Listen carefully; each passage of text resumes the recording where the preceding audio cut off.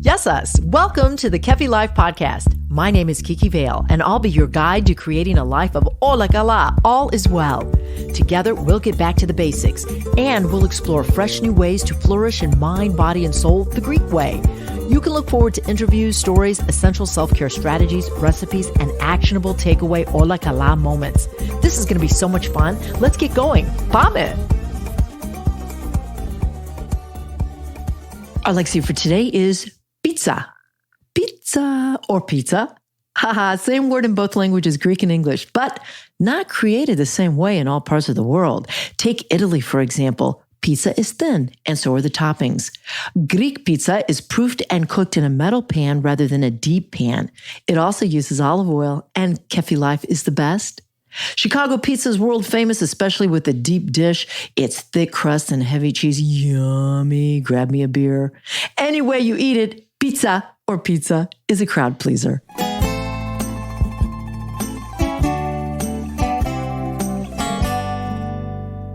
Eleolado, olive oil, has been celebrated in the civilized world for millennia. Nearly eternal, the oil of this fruit has been more than just food to the cultures of the Mediterranean region. It's been medicinal, ceremonial, sacramental, and the foundation of great wealth and power. It is safe to say that olive oil is the ethos, the essence of Greek culinary culture. Today, the priceless and life-giving ingredients of this liquid gold can be delivered to you when you purchase your premium bottle of Kefi Life extra virgin olive oil from the region my parents were born, the Peloponnese. The coveted Koroneiki olive is extensively cultivated here in the southern part of Greece, which offers the unique microclimate needed to grow a fruit netting the utmost nutrient value for extra virgin olive oil. Kefi Life extra virgin olive oil, a boundless amount of value, high in antioxidants with anti-inflammatory properties, linked to good mood and improved mental health. Get your bottle of wellness today when you visit kefilife.shop. Pizza is a family favorite, a weekend delight if prepared properly, and it contains nutritional value, which this does, if you can see on the table, but not only on the plate, in the experience of sharing and connecting with friends and people that dine with you. Example, wooden paddle. Oh, I can't wait to find out about it today on this video episode of Kefi Life. We've got the owners and the chef. By the way, the chef is famous. Brianna, Jonathan. They're the owners of Wooden Paddle, and we've got Chef Patrick. Welcome. Thanks for having us today. It is so tremendous to have you here. What a glorious presentation. We talk about balance in life in the Kefi Life podcast, and a lot of that has to do with social connections and food. So today we're going to talk about food. First of all, Brianna and Jonathan, tell us about how you found out a way to merge into wood-fired pizza. Did I say that right? Yeah. So what brought you to this business? I know that you said you've been in the restaurant business, Jonathan, since you were 20. Yeah, that's when I first bought a restaurant. It was when I was 20 years old. And it was a Chicago-style pizzeria in the suburbs of Chicago. And my wife and I, we got married 2 years into that when we were 22. And Brianna came into the business and was like, what are you doing here? Like, we're not making any money. It's kind of a bad business. So at a certain point, we decided, what would we like to eat as consumers? And we kind of looked outside of the box, and we found a different style of pizza. And so now we do wood-fired pizza. Outstanding. Well, I was about to ask Chef Patrick, what he brings to the table besides everything. Wow. And you're also Italian. Yes. And these guys here were telling me that pizza here in Chicago is so different from the rest of the world. Let's start there. Sure. Wood-fired pizza. Tell us what wood-fired pizza is. So wood-fired pizza, essentially, we have this oven that we just use straight wood. And so we get it to about anywhere from 650 to 750 degrees. And that's what we cook our pizzas in. So there's no gas or anything like that. It's just straight wood. So it takes about 45 minutes to get the oven up to temperature.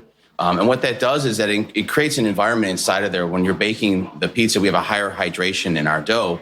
It allows it to really caramelize and crisp on the bottom and melt on the top in roughly anywhere from 90 seconds to, 120 seconds. So a minute and a half to 2 minutes and the pizza's done. Wow, that's fast. Tell us about this pizza. What's on it and what's it called? Sure. This is our Buzzkill pizza. This is one of my personal favorites too. You got Calabrian chili peppers, pepperoni, fresh mozzarella, basil, and then we finish it off with honey, which is where you get Buzzkill from. Brianna's great at monitoring pizzas and stuff like that. So honey buzz, so that's on there. So you get that sweet, spicy, savory it's a wicked good pizza. And that's what makes food so delicious, I believe, is when you add those different flavors and you don't say to that like super traditional way. I like the word traditional, but that's non-conventional if you ask me, like adding honey to pizza. So Chef Patrick, what do you work with Jonathan and Brianna on the menu? Like how do you present your menu to the folks that come in? Because you're pretty popular here in Lamont, correct? Yeah. So basically I feed them. No, we basically, as a working partnership, we're really figuring things out. Coming into a well-established restaurant, you have to be careful on what I think is great with food and what would work. Their vision is beautiful, and that's why I came on board. So again, it's like, here, I have an idea. What do you think? Or they'll have an idea. We'd like to do this. And then it's just about, we call the process of figuring out how we're going to make that happen. What's it going to look like? How it's going to be executed? And does it taste great? Because if it doesn't taste great, scrap it, start over. I believe in experiments, and we're going to experiment pretty soon. Brianna and Jonathan, what is your vision for Wooden Paddle? Well, let's go to the vision. No. I think we have kind of evolved from when we started. We were like a hole-in-the-wall strip mall pizzeria. That's when I married John, and I was like, what are we doing? That part of the story. And even from there, we've evolved, and we are kind of becoming like a hospitality company. We really want to have more than just food. It really is the experience. You can go to a restaurant with awesome food and the experience isn't there. You're kind of like, this is lackluster. There's something missing. And I think we've gotten really good at kind of developing the whole experience. So people walk away really feeling something rather than just like feeling full. They're feeling something from that experience. And on your website, it says the Wooden Paddle is described as where plates are passed, shared among friends, and created to create discussion. Love. Who came up with that? Me. Okay, that's great. Not to toot my own horn. Yay. Thanks. So creating discussion, that really adds to a meal. I like to call that the agape meal. In Greek, it means love, because you are nourishing people in so many different ways. It's not only with your food, but in your mind, with your friendships. And Patrick, I can imagine you're from Italy. That's your lineage. No, I'm from Chicago. You're from Chicago. Have you traveled? I wish I was from Italy. No. No. Have you traveled to Italy? No, not yet. Just haven't had the time. Been really head down for 30-something years in this business. And, we'll see, maybe. Yeah, well, we've seen you on TV. You've been busy. Like, tell me about your competition in March. So we're going to Vegas to compete in the international pizza competition. I got to try and come up with something non-traditional. And that makes it hard, too. Just traditional pizza, and then it's like non-traditional means anything's possible. And trying to, not do something that someone else has done. And then wow and delight judges who, again, we all go back to what is passionate about our food, what our grandmas instilled in us and stuff like that. So trying to hit that vein of, hey, I really get that. I understand what that balance is a trick. I bet it is. And there is a fine balance. And Jonathan, you were talking in the green room before we started the interview about Chicago sort of being a little isolated hub, and our pizza is different than the rest of the world. And by the way, we rank and chart all over the world, which is really exciting. And I want to know, how is Chicago different with the pizza? Well, it's interesting. Growing up in Chicagoland, living here my whole life, all 34 years of it, I remember being very biased when I first left Chicagoland to go to the International Pizza Expo and seeing all these wood-burning pizzas, Roman pizzas, all these things. I was like, what is this crap? I come from the home of pizza, Chicago, Yeah. And it was nice kind of finally getting past that barrier, letting down my guard, and trying different things from around the world and having my eyes opened. And that's when we came up with Wooden Paddle in early 2013. We finally opened it in mid 2013, but bringing wood burning, high temperature pizza to Chicagoland. There weren't many places doing it at that point, and it's definitely blossomed in the years since. So let's talk about the process of this wood paddle. So Chef Patrick, tell me how this happens. You prepare the pizza and then you put it on a paddle and you stick it in the Yeah, it's what we call a stretch. You stretch the pizza first, put a little semolina down on the paddle. You stretch the dough out and then you top it. And then you just basically bang it on the table real quick and then slide it in the oven. And then you got to be careful because the ovens are hot. I mean, you put your arm in there, it's going to hurt. And the idea is that you want to look, if you see you got the sexy burnt bubble up top there, I love that. That's the first thing I would go for. I would fight for that pizza.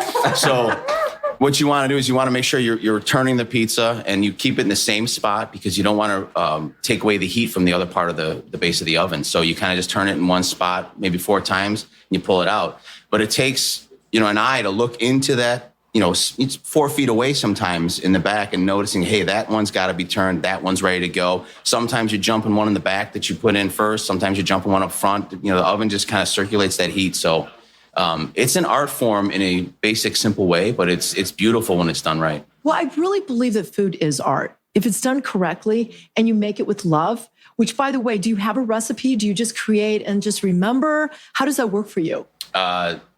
It doesn't always work the right way because I really don't like recipes per se. I like them once they're done and finalized. But I think true creativity, if you want to go back in the art form, because I fought that theory for a long time, that it's just food, it's done. Sculpture lasts for centuries.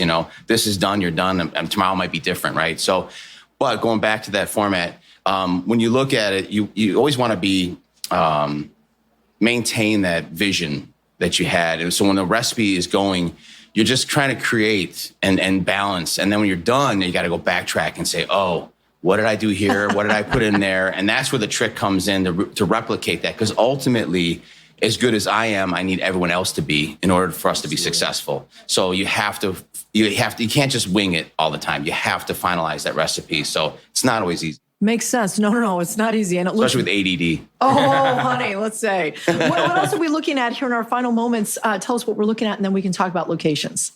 Sure.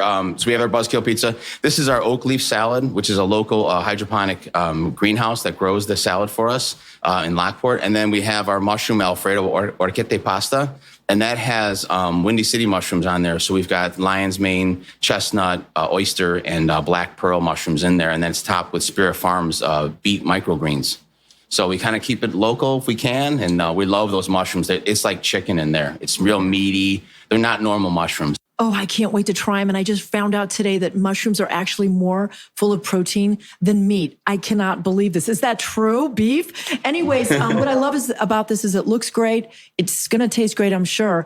And it's nutritious. And by the way, folks, Kefi Life is coming to you live. Well, it's recorded, but right now we're live at Spirit Farms in Lamont, Illinois. Tell us, Chef Patrick, Jonathan, and Brianna, and I should have done that the other direction for ladies first. Tell us about your location currently and where you're headed. So we are currently in Lamont, Illinois. We're going to be expanding to LaGrange, Illinois. Website?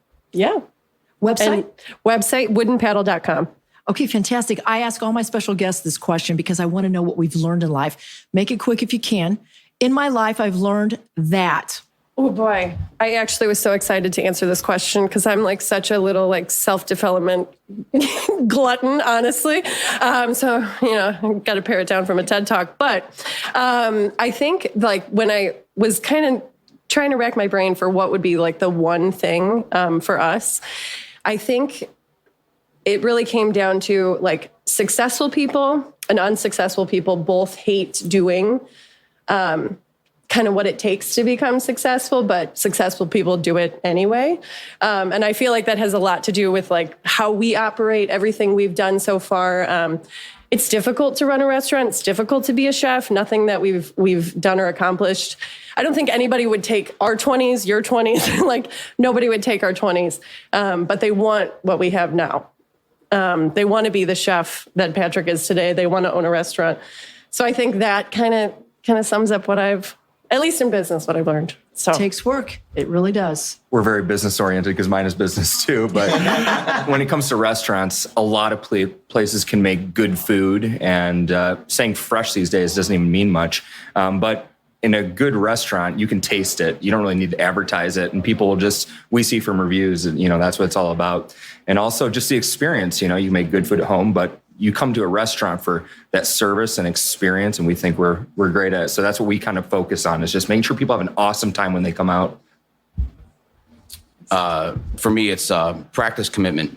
You have to, in your life, your relationships, and in your job, you have to practice that commitment, because nothing works without you being committed to it.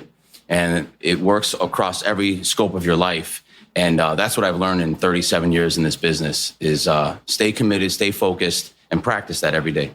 Well, we wish you only the best. Can't wait to dive into this food. You've been dynamic, and I just am so thankful for this time with you on the Kefi Life podcast. Thank you. Thanks for having us. Stay right there. Up next, your weekly takeaway to keep it all as well. Hola, Kala.